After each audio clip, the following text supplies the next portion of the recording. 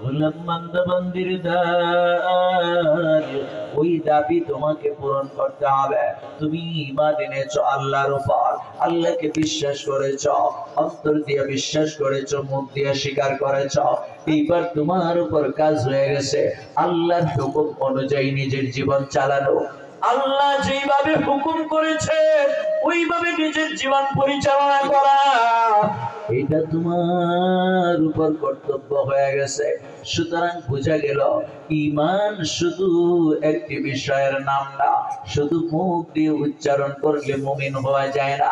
এই জন্যই আল্লাহ বলছেন ইন্নাল্লাযীনা ক্বালু রাব্বুনাল্লাহ, যারা শুধু মুখ দিয়ে বলল আল্লাহ আমাদের রব, না না, এরা পূর্ণাঙ্গ মুমিন নয়, এরা পূর্ণাঙ্গ ঈমানদার নয়।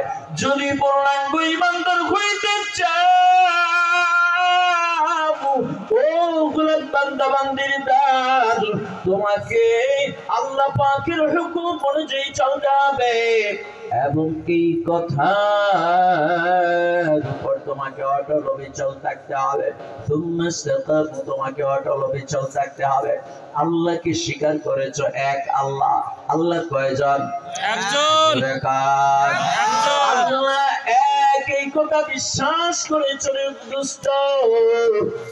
বিশ্বাসটা তোমাকে এমন অটল অবিচল ভাবে করতে হবে, তোমাকে যদি কেউ আগুন দিয়েও পোড়ায় ফেলে যে তুমি বলো আল্লাহ দুইজন, তোমাকে যদি কেউ গুলি করে হত্যা করে ফেলে যে তুমি বলো আল্লাহ দুইজন তিনজন, তুমি কখনো বন্দুকের গুলির কাছেও মাথা নত করবে না।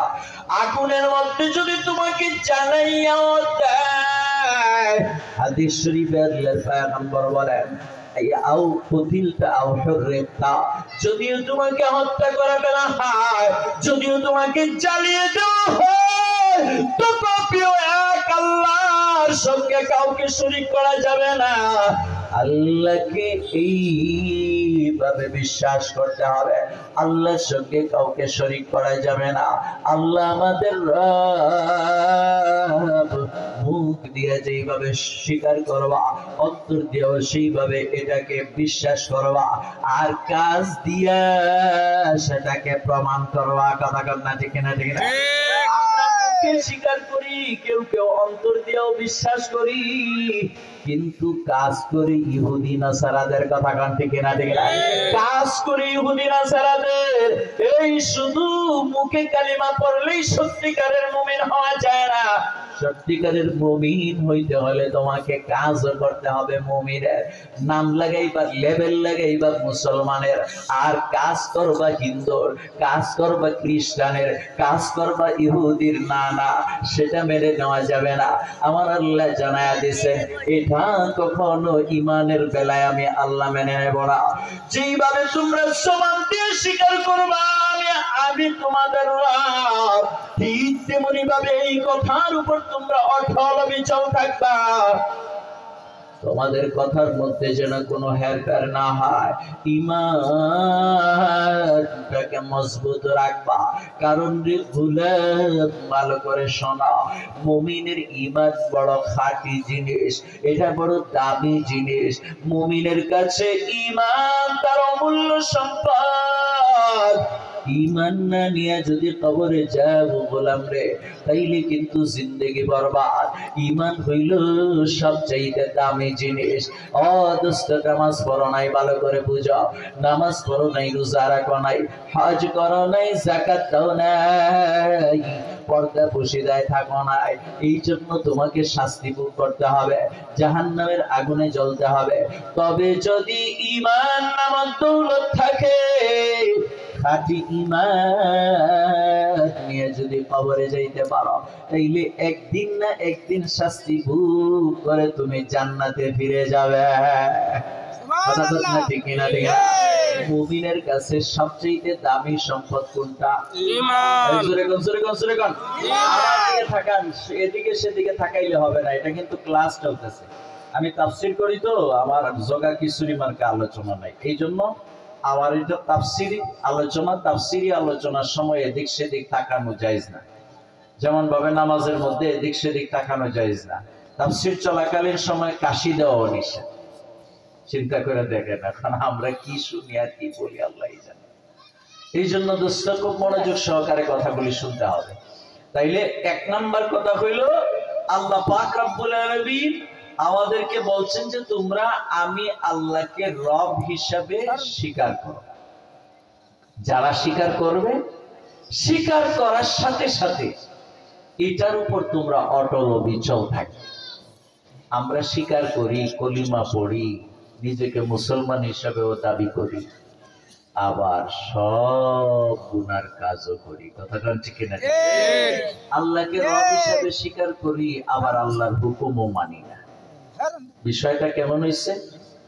মাতবর মানি, মাতবরের বিচার মানি না। কথা কথা মাতবর মানে বিচার মানি, তাল গাছ আমার। কথা বুঝেন? মাতবর মানছে, মাতবর সাহেব খুব বেশি মানে, কিন্তু মাতবর সাহেবের সিদ্ধান্ত দিচ্ছে এটা করো, না এটা মানে এটার নাম কি মানা হইল না বেইজ্জত করা হইল? মাতবরে মানার নামে বেইজ্জত করা হইল। কথা কোন ঠিক না? ঠিক নাই? আল্লাহকে রব হিসাবে মানছো, কিন্তু রবের কোন হুকুম মানো না, তুমি হইল এক নম্বর একটা বাটপার। ঠিক না? ঠিক না? বাটপার ইমানদার হওয়া যাইব না।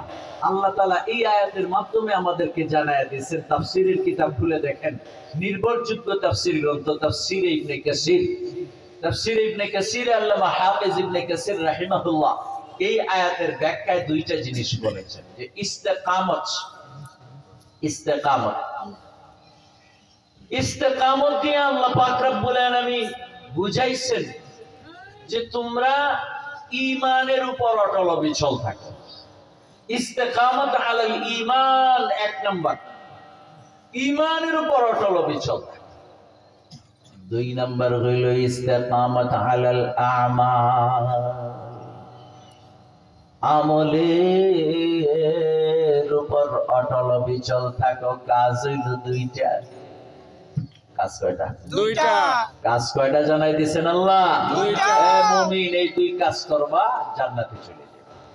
সুবহানাল্লাহ, পরিষ্কার জানাই দিয়েছেন। ইস্তেকামত আলাল ঈমান, এই ঈমানদাররা যদি তোমরা ঈমানের উপর অটল অবিচল থাকতে পারো, ওয়া ইস্তিকামত